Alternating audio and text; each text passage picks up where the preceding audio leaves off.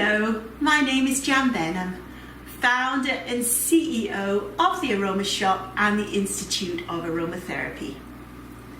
I'm delighted to be with you today, and we're going to be talking about how to use essential oils safely on our fur friends. To assist me in this, we're going to use Kiki, who's a mini Labradoodle. She's almost 3 years old, and she's going to show us how she chooses her own essential oil blend.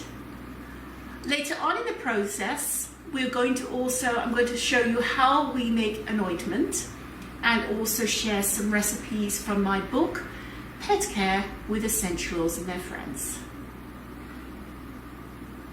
So we're going to start off by talking about various essentials that you can and cannot use on your fur friends.